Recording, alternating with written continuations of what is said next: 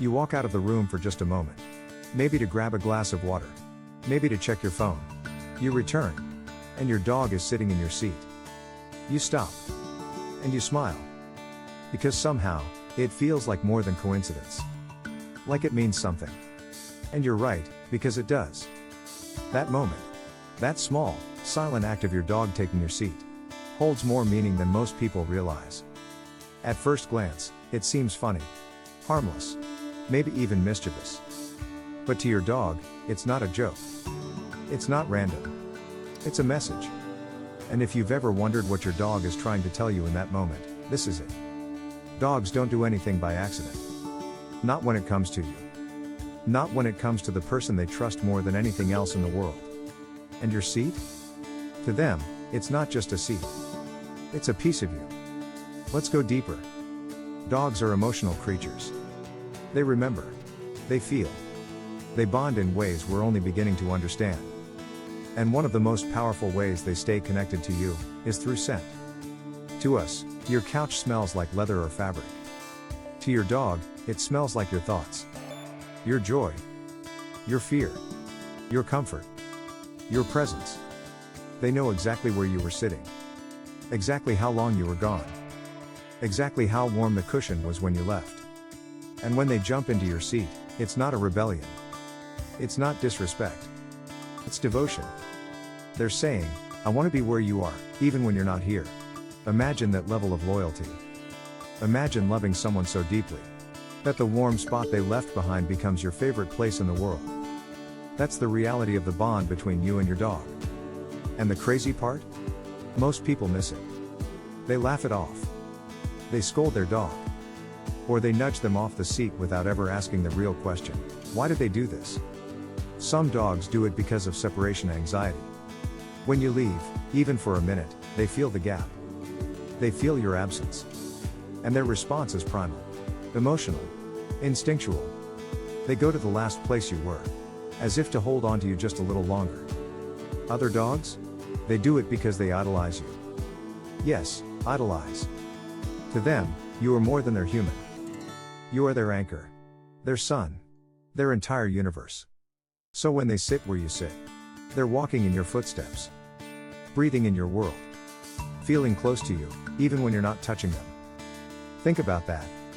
Think about how rare that kind of connection is. Now ask yourself this, what other animal would ever love you like that?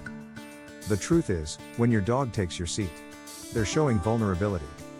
They're showing trust. They're saying, I need you. Not just for food. Not just for walks. But emotionally. They're looking for presence, even in your absence. Now, let's flip it around. What if your dog takes your seat, and doesn't want to move when you return?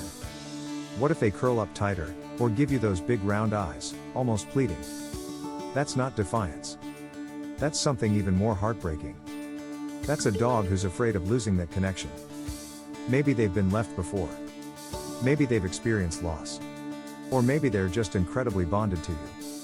So that seat becomes sacred. A safe haven.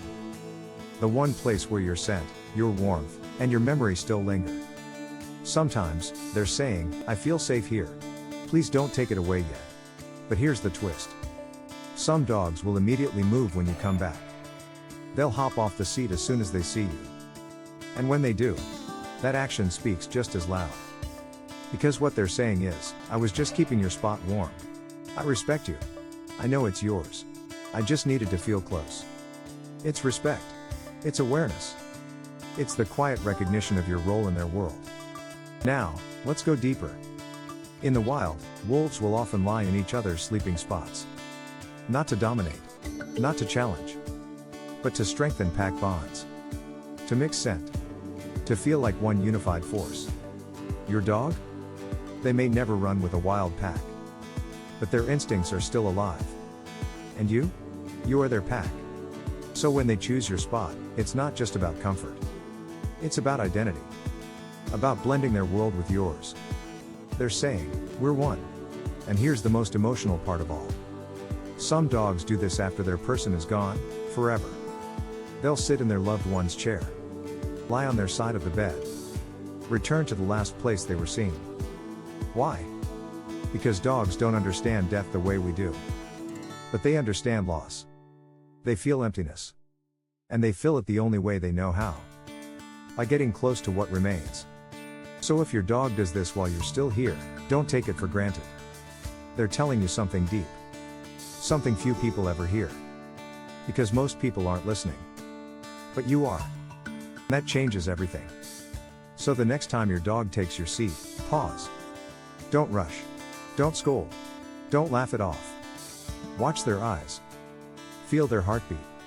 Notice the way they settle in. Or the way they look up at you when you return. They're not being silly. They're being soulful. They're telling a story. One that only the two of you share. A story written in warmth, scent, memory, and unspoken love. And if you let them stay just a little longer. If you sit down next to them instead of making them move. You might just hear it. The quiet message behind the moment.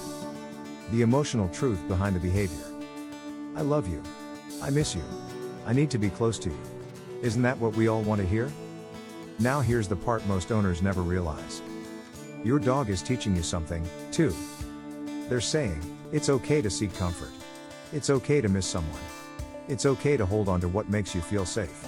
They're not just sitting in your spot. They're showing you how love lingers. Even when you're gone. Even when the room is empty. So ask yourself, have you ever sat in someone's chair just to feel close to them? Worn their sweater? Held their pillow?